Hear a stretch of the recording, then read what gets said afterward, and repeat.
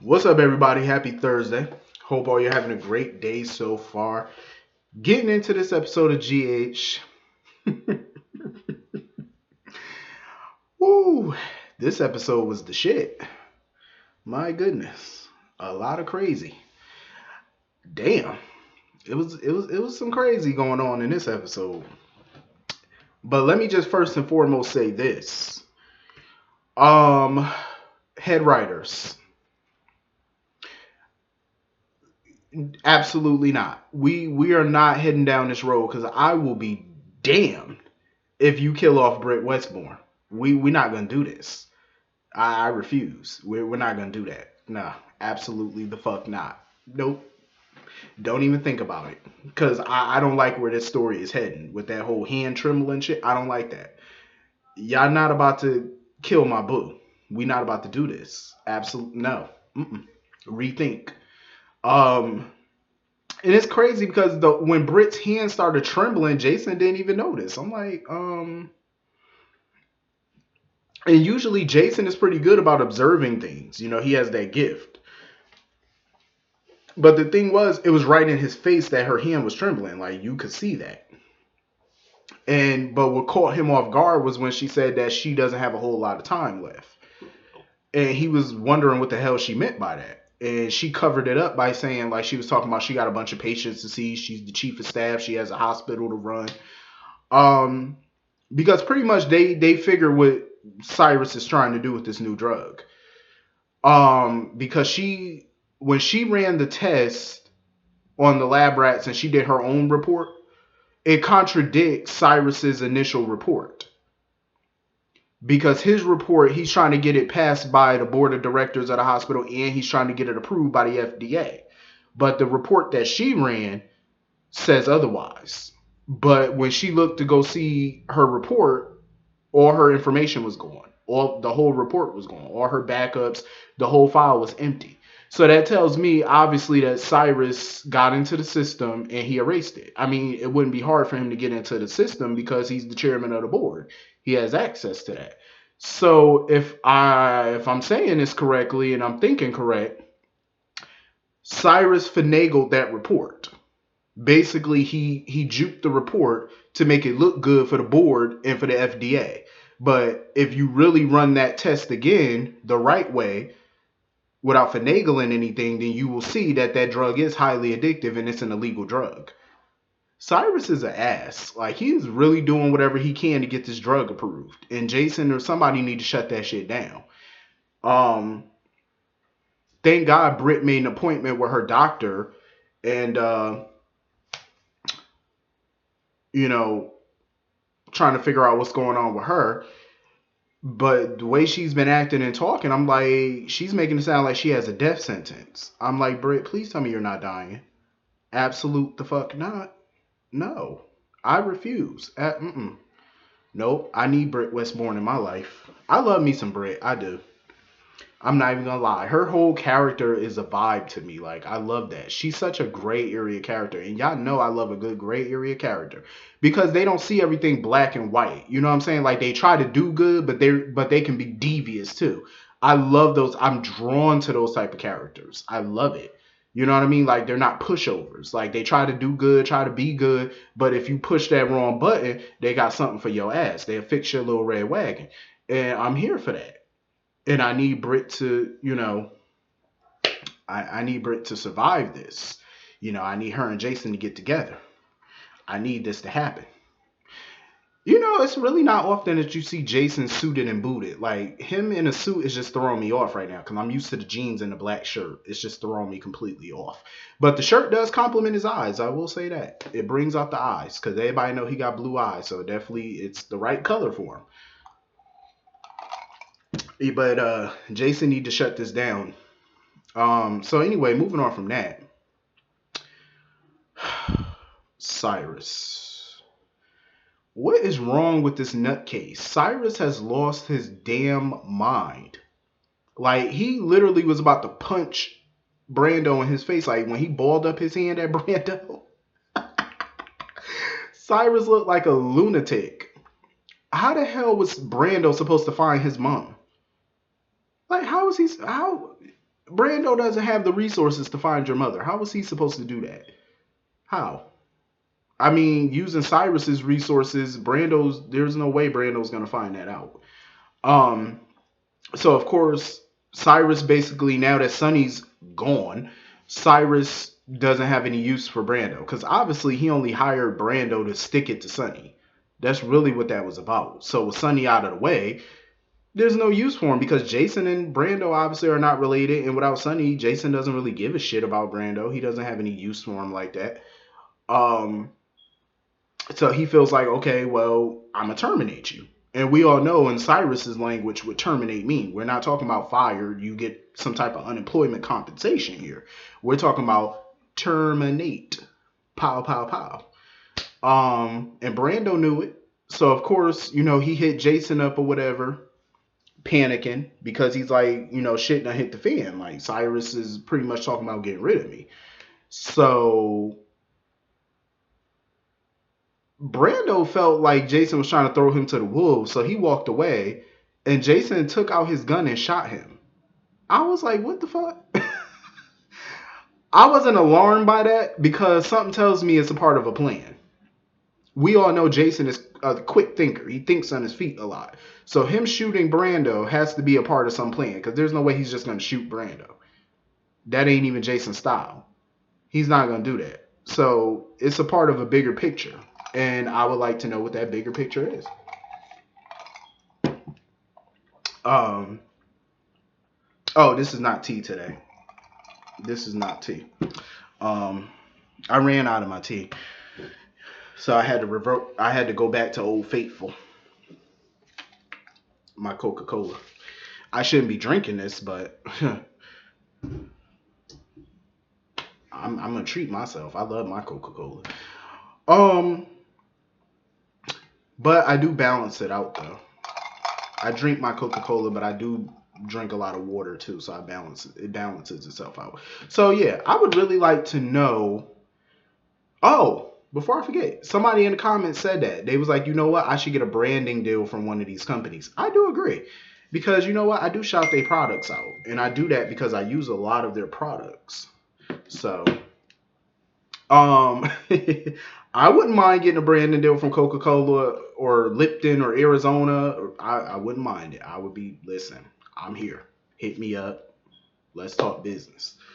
So yeah, I want to know what this plan is that Jason has, because he didn't just shoot Brando for no reason. It's tied to a bigger scheme. Hopefully we find that out. So anyway, moving on from that. Curtis.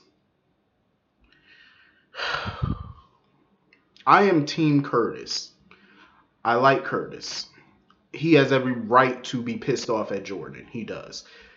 But being angry, let me just put this out there. Being angry, that's human. You're going to be upset. You're going to be angry. Staying angry, that's foolish. You can't just stay mad. Here's the thing.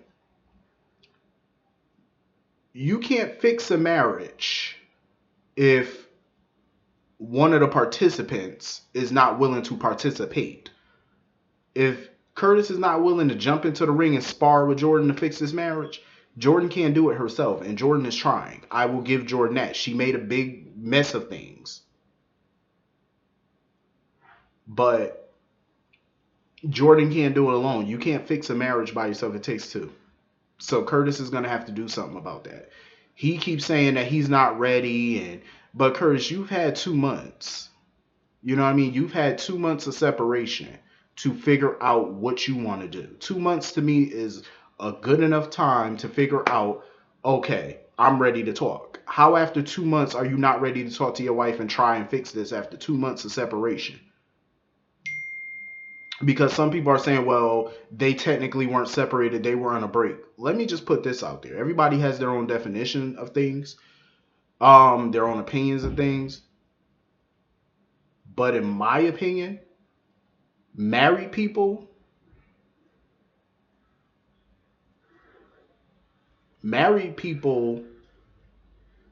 don't do breaks. Married people do separation or they do divorce. I've never once heard or seen a married couple say, "Oh, we're on a break," even though Curtis tried to say that today too.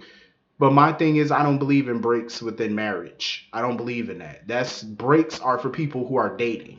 Marriage is not dating. Marriage is a whole nother level from being boyfriend and girlfriend, obviously. So boyfriend and girlfriends, they break. They take a break. Married people, you either separate or you divorce. That's the way I see it. Like I said, everybody has their own opinion on it. Everybody has their own definition to it. That's fine. But for me, I don't believe in that break shit with married folk. You either separated or you are divorced. It's no other way for me. You know, that break shit is for high school kids. That's for teenagers that are dating. That's for 20 somethings that are dating. You know what I'm saying? Or maybe 30. That's you know what I'm like, come on now. Married folks, no, we're not doing breaks. We're not on a break. Um so I feel like Curtis, you know, Jordan offered therapy. She said, "Okay, let's go to therapy." He didn't want to do therapy mainly because he felt like they can't speak freely because of legal situations. Because a lot of what Jordan has done has broken the law. My thing is about therapy. You can talk freely in therapy if you have done something illegal. You can still talk freely because they only can report you if you're going to commit a crime. That's the only time they can really report you. They can't really say anything. A therapist can't go to the cops if the crime has already been committed. It's past tense. It's already happened. It's done. They can't report that. If you plan on hurting somebody or doing something illegal, then they are obligated. Beyond that, no, they're not. It falls under doctor-patient confidentiality. So I think Curtis should do the therapy. My personal opinion. Um, what pissed me off about Portia was she wanted Curtis to go and talk to Jordan about taking Cyrus up on his offer to find his mother in exchange for exonerating Taggart or whatever. First of all, the big reason Jordan is not taking him up on that offer is because there's literally nothing Jordan can do. As a cop, she can't investigate it because it was out of her jurisdiction. There's nothing she can do. And she obviously can't go to Jason and Carly and say, "Oh, where's his mother?" Obviously, they're not going to tell her that. So how the hell is she supposed to find that woman? How? Cyrus has people on it, and that his people can't even find her. His people can't find her. What makes you think Jordan going to be able to? How Jordan going to do it? Not a damn thing Jordan can do about that. So Portia needs to calm down. Um, Honestly, I think subconsciously Curtis still has feelings for Portia because the way that they were talking about their past relationship back in the day, it sounded like it was hot and heavy before he found out she was married. Then obviously it went cold. But I do feel like she still has feelings for Curtis, and Curtis still got feelings, some residual feelings for her. You could definitely see it when they look at each other. It's just radiating off of them. Like there's still some unfinished business there. Um, so Curtis is definitely talking about leaving the private investigation gig. He, you know, the final case that he's working on, he feels like could be his last case, and he wants Portia to be, I guess, his partner in crime on this case. He wants her to be his Valentine or whatever, because I guess it's some type of nightclub case or something like that. I was like, Curtis, you are treading on thin ice right now because if you take Portia anywhere, even if it is some type of PI work or whatever, and Jordan finds out about it, you know Jordan gonna be pissed and Jordan gonna think some type of way. So I feel like, you know, he's gonna end up hurting that marriage a little bit more than what it's already hurt. You know, I'm just saying. Um. So anyway, moving on from that, Martin is just like Cyrus at this point. He's trying to find his mother, but the thing is, he's trying to find his mother before Cyrus does. Because he knows that if Cyrus finds Florence first, Cyrus is going to move her to a whole new facility where nobody's going to know where she is, including Martin. And Martin doesn't want to risk that because he wants to be able to have contact with his mother. So he's willing to do anything to get her back at this point. Now, correct me if I'm wrong, but that restaurant that they were in, was that the Metro Court? Is that like a new look to the Metro Court? I'm like, did they remodel the Metro Court? The Metro Court restaurant? That shit got a fireplace up in there. It look all darker now. I'm like, is that the Metro Court? I was like, what the hell? And you know me, I like dark colors, so that was my style because I like it. But some people like lighter colors or whatever because it makes it that feel good type place. So I don't know. For me, I like dark colors. I like light colors, but I'm more of darker color type, if that makes sense. Like I like light sometimes. It depends. Um, so Jackie pretty much has a lead on Florence based off of her conversation with Scott when Scott told her how Bobby takes these out of town patients and stuff, these little out of town nurse gigs and all that, and she's in Vermont right now. That was her clue that Bobby is the one looking after Florence. So she wants to head out to Vermont and stuff and do a little research out there. But of course, Martin wants to go with her. And her and, Jackie and Martin just kept going back and forth about, no, you're not. Yes, I am. No, you're not. Yes, I am. Back and forth. Because she feels like Martin is going to blow the whole damn thing. And she works better by herself. But, Martin wasn't budging on it. And I can't honestly say I blame him. Like, he's sat back too long now. He feels like he needs to get in on this. Like, he's driving himself crazy. So anyway, moving on from that. Looks like Nina needs Valentine's help at this point. She wants Valentine to help her take down Carly because the PCPD is not going to help her. There's nothing the PCPD can do. And my thing is with Nina, how the hell did you go from Carly could have saved Nell but didn't to murder? How do you take that leap? Because Nell was not murdered.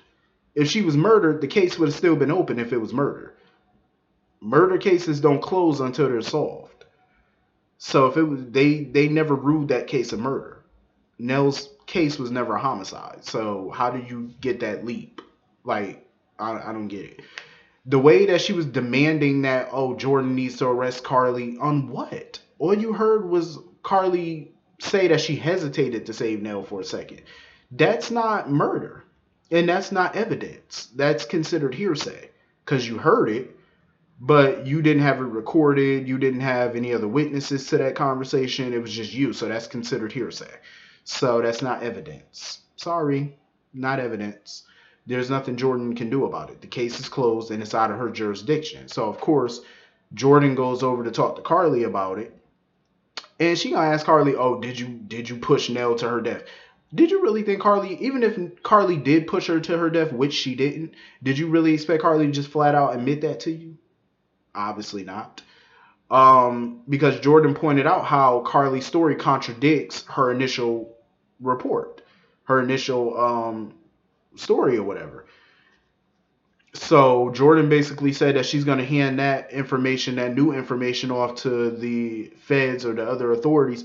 I could have sworn she said feds, but I'm like, why the hell would the feds be a part of this case? This is not a federal case. To my knowledge, Nell falling off a cliff is not federal. That's a local case. But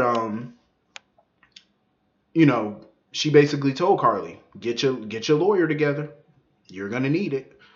Because Jocelyn was questioning Carly and Jax about it, and Jocelyn was pretty much on Carly's side because she felt like Carly did what she had to do. But in my opinion, Carly didn't really do anything wrong. The only thing Carly did was lie on her initial statement. That's all she did. She didn't kill that girl. But I do agree with a lot of what Nina was saying about Carly yesterday. Like, Carly definitely does whatever the hell she wants in that town and pretty much gets away with it. I do agree with Nina on that. I definitely agree. Carly has been getting away with shit for far too long. But should she be going down for something that she didn't do? No, because she didn't murder that girl. It's not murder. So anyway, moving on from that. Sonny, as usual, I didn't really care about this storyline, to be honest. The cop lifted the fingerprint or whatever, but it was kind of like a partial print. Like, he barely got a print off it, so he couldn't get anything back, of course. That's just their way of dragging this out even longer. So Phyllis wanted Sonny to leave or whatever because that cop was going to keep harassing him, but Sonny decided to stay because he felt like the bar is continuing to get targeted or whatever. I will be so happy when this storyline is over. Like, it's time to bring Sonny home. Chop, chop. Let's get this done. Because this is working my nerves at this point. And I also want to know what the hell Valentine and Nina are going to cook up to get back at Carly. I want to know. Like, what are they planning? But anyway, this was a pretty good episode. I enjoyed this. Hit the comment section. Let me know what y'all thought about it, and I will see you all later. Have a good day. Peace.